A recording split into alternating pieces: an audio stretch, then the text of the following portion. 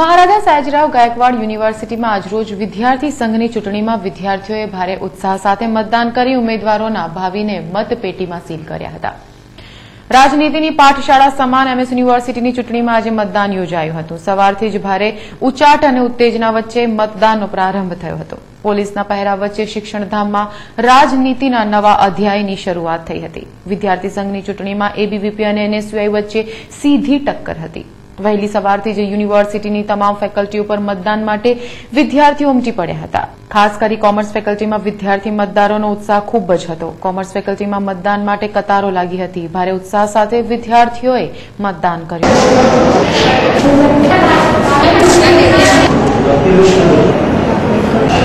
આજે મેં એનએસયુઆઈ તરફથી વાઇસ પ્રેસિડેન્ટની પોસ્ટ માટે ઉમેદવારી નોંધાવી હતી।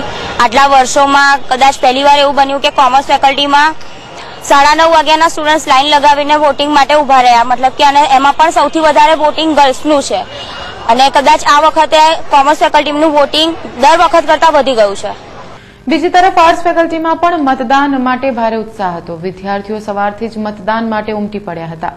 વીપી પદના ઉમેદવાર સઈ વિચારેએ પણ વિદ્યાર્થીઓ સાથે પોતાના મત આપી જીતનો વિશ્વાસ વ્યક્ત કર્યો હતો। એમએસ યુનિવર્સિટીમાં વિદ્યાર્થી સંઘની ચૂંટણીને લઈ ભારે પોલીસ બંદોબસ્ત કરાયો હતો। Joint police commissioner DR Patel, ACP MS Patel સહિત ઉચ્ચ અધિકારીઓના કાફલાએ સઘન પેટ્રોલિંગ કરી પરિસ્થિતિ પર ચાંપતી નજર રાખી હતી। તેમજ બોમ્બ સ્ક્વોડ, ડોગ સ્ક્વોડની મદદથી નિરીક્ષણ પણ કર્યું હતું।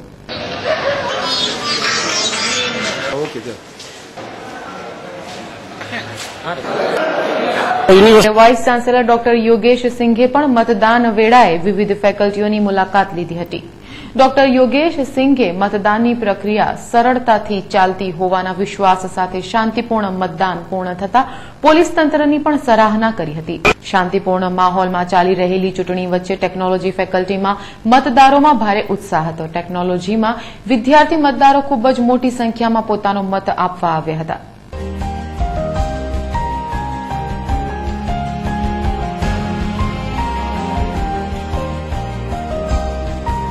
ટેકનોલોજી ફેકલ્ટીમાં એકંદરે શાંતિપૂર્ણ ચાલી રહેલા મતદાન વચ્ચે બેલેટ પેપર ખૂટી પડતા ઘડીકભર ઉશ્કેરાટ ફેલાયો હતો। બેલેટ પેપર માટે રજૂઆત વચ્ચે હાજર વિદ્યાર્થીઓને મતદાન કરવા દેવાયું હતું। જ્યારે ચોથા વર્ગના કર્મચારીઓને આપવામાં આવેલ ફૂડ પેકેટ્સને લઈને પણ વિવાદ થયો હતો। ફૂડ પેકેટમાં માત્ર પૂરી શાક અપાતા નારાજ કર્મચારીઓએ વિરોધ કર્યો હતો। આખરે તેમના ભોજનની વ્યવસ્થા તંત્ર દ્વારા કરાઈ હતી। ખેર, એકંદરે એમએસ યુનિવર્સિટીની વિદ્યાર્થી સંઘની ચૂંટણીમાં મતદાન શાંતિપૂર્ણ સંપન્ન થતા પોલીસ તથા તંત્રએ હાશકારો અનુભવ્યો હતો। વિદ્યાર્થી ઉમેદવારોના ભાવિ મતપેટીમાં સીલ કર્યા બાદ મતગણતરીની શરૂઆત થઈ હતી। મતગણતરીની સાથે સાથે જ કેમ્પસમાં ભારે ઉચાટ અને ઉત્તેજનાભર્યો માહોલ છવાયો હતો। પોલીસના સઘન બંદોબસ્ત વચ્ચે મતગણતરીની સાથે સાથે પરિણામોની શરૂઆત થઈ હતી। સૌપ્રથમ પરિણામ કોમર્સ ફેકલ્ટીના એફજીએસનું આવ્યું હતું, જેમાં એનએસયુઆઈના ઉમેદવાર પૂર્વેશ બલોરેનો વિજય થયો હતો, જેને એનએસયુઆઈના ટેકેદારોએ વધાવી લીધો હતો। જ્યારે એફજીએસ ફેકલ્ટીના પરિણામે વિવાદ થતા એક તબક્કે એનએસયુઆઈ તથા હેપી ક્લબના સમર્થકો સામસામે આવી ગયા હતા। ઉલ્લેખનીય છે કે હેપી ક્લબના હાર્દિક શર્માનો માત્ર 178 મતે જ પરાજય થયો છે।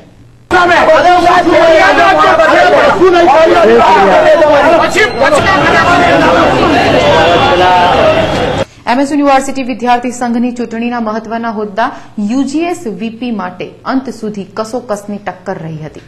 જો કે તીસરી આંખને આ લખાય છે ત્યાં સુધી મળેલી જાણકારી મુજબ યુજીએસ વીપી પદે એબીવીપીનો વિજય થયો હતો। એબીવીપીએ વિજયને વધાવતા ભાજપ કાર્યાલય ખાતેથી વિજય રેલી પણ કાઢી હતી।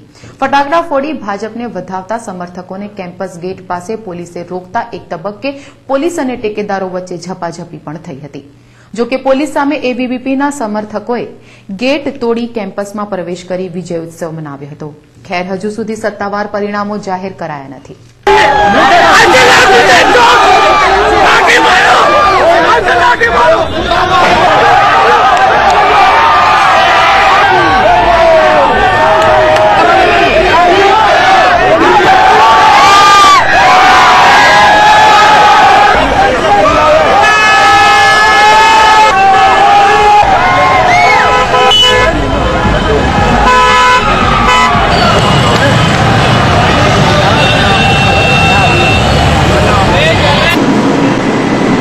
બેન્કિંગ ક્ષેત્રમાં સુધારા બિલ સામે આજરોજ બેંક કર્મચારીઓની રાષ્ટ્રીય વ્યાપી હડતાલને પગલે કરોડોનો વ્યવહાર ઠપ્પ થઈ ગયો હતો.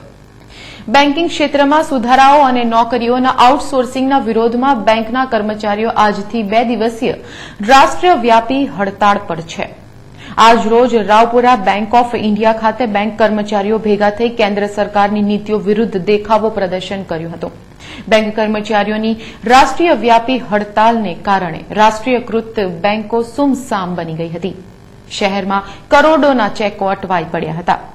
ક્લિયરિંગ કામ ઠપ્પ થઈ જતા કરોડોનો વ્યવહાર પણ થંભી ગયો હતો.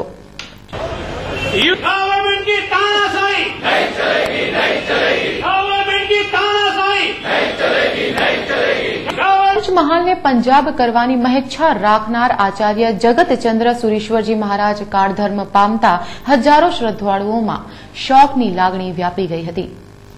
આદિવાસી પંથકના ઉદ્ધારક તથા પંચમહાલને વિકાસની દ્રષ્ટિએ પંજાબ બનાવવાની ઈચ્છા ધરાવનાર પૂજ્ય જગતચંદ્ર સુરીશ્વરજી મહારાજ શ્વાસની તકલીફ વધતા અનંત યાત્રાએ ઉપડી ગયા હતા. પૂજ્ય જગતચંદ્ર સુરીશ્વરજી કાળધર્મ પામતા લાખો જૈન શ્રદ્ધાળુઓ આહત થયા છે. આજરોજ પાવાગઢ ખાતેથી તેમની પાલખી યાત્રા નીકળી હતી, જે પાવાગઢમાં ફરી હતી. આ પાલખી યાત્રામાં ગુજરાત, રાજસ્થાન, મહારાષ્ટ્ર, પંજાબ સહિત દેશભરમાંથી હજારો ભક્તો જોડાયા હતા.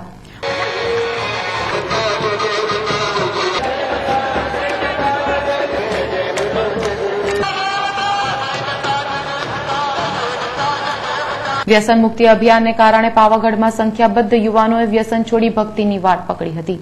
સમાજ સેવાના ઉમદા મિશનને કાર્યરત રાખનાર મહારાજ શ્રીના પાર્થિવ શરીરને મુંબઈના કોઠારી પરિવારના હસ્તે પાવાગઢ શ્વેતાંબર જૈન મંદિર ખાતે જ અગ્નિદાહ આપવામાં આવ્યો હતો.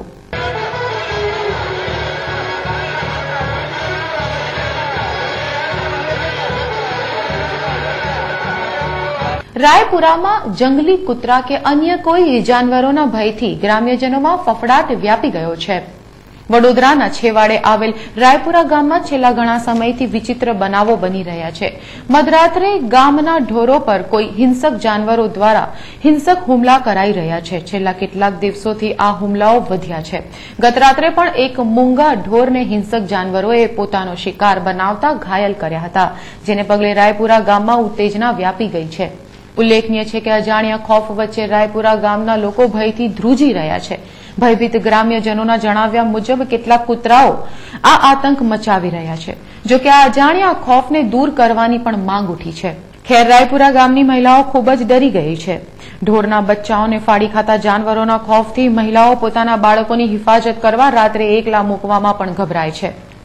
શહેરી વિસ્તારમાં ગૃહિણીઓને ઘરનું ઘર યોજનાને અભૂતપૂર્વ સહકાર મળ્યા બાદ ગ્રામ્ય વિસ્તારની ગૃહિણીઓ માટે 15 લાખ આવાસોની યોજનાની જાહેરાત વડોદરા પ્રભારી અને કોંગ્રેસ ચૂંટણી કોર કમિટીના સભ્યએ પત્રકાર પરિષદમાં કરી હતી.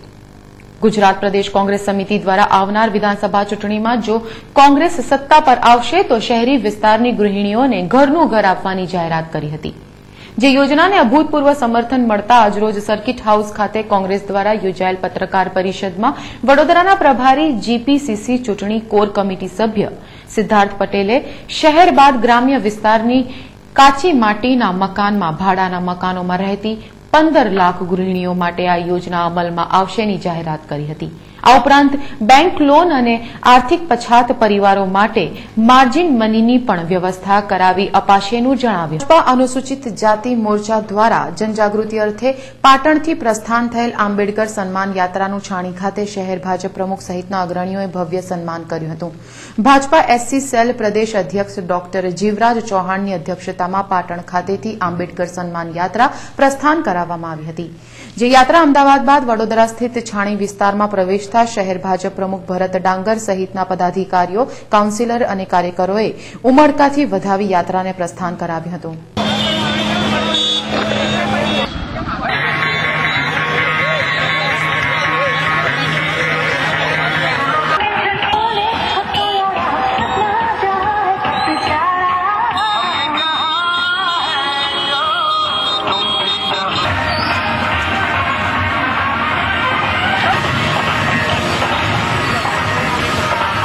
સ્થાનકવાસી જૈન સમાજ દ્વારા અઠાઈના પારણા કરવામાં આવ્યા હતા. સ્થાનકવાસી જૈન સમાજ દ્વારા આનંદબાગ સોસાયટી ખાતે પર્યુષણ પર્વ નિમિત્તે આકરા તપવ્રત કરનાર તપસ્વીઓના પારણાનો કાર્યક્રમ યોજાયો હતો, જેમાં મોટી સંખ્યામાં જૈન શ્રદ્ધાળુઓ ઉમટી પડ્યા હતા. 16 જેટલા તપસ્વીઓએ ઉપવાસના પારણા કર્યા હતા. વડોદરા જિલ્લા પંચાયત ખાતે નારી અદાલત સંદર્ભે પ્રશિક્ષણ શિબિરનું આયોજન કરવામાં આવ્યું હતું. વડોદરા જિલ્લા પંચાયત ખાતે ગુજરાત રાજ્ય મહિલા આયોગના ઉપક્રમે આયોજિત શિબિરમાં મહિલા આયોગના લીલાબેન અંકોલિયા, જિલ્લા પંચાયત પ્રમુખ સુધાબેન પરમાર, વડોદરાના મેયર ડોક્ટર જ્યોતિબેન પંડ્યા અને તજજ્ઞોની વિશેષ હાજરીમાં નારી અદાલત સંદર્ભે ચર્ચા કરાઈ હતી. ઉલ્લેખનીય છે કે વાઘોડિયા ખાતે સૌપ્રથમ નારી અદાલત શરૂ થનાર છે, જ્યાં મહિલાઓને ઝડપી અને ઓછા ખર્ચે ન્યાય મળે તેવું આયોજન કરાયું છે. વડોદરા જિલ્લાના પારસીપુરા મણિનગરમાં પાણીની સમસ્યાના હલ માટે આજે સામાજિક કાર્યકર અતુલ ગામેચીએ આવેદનપત્ર સુપરત કર્યું હતું. જિલ્લાના પારસીપુરા તથા મણિનગરમાં ઘણા સમયથી પીવાના પાણીની સમસ્યા છે. આજરોજ સામાજિક કાર્યકર અતુલ ગામેચીએ જિલ્લા કલેક્ટરને એક આવેદનપત્ર આપી ગામના લોકોની સમસ્યાના હલ માટે રજૂઆત કરી હતી, તેમજ સમસ્યાનો ઉકેલ નહીં આવે તો ઉગ્ર આંદોલનની ચીમકી પણ ઉચ્ચારી હતી.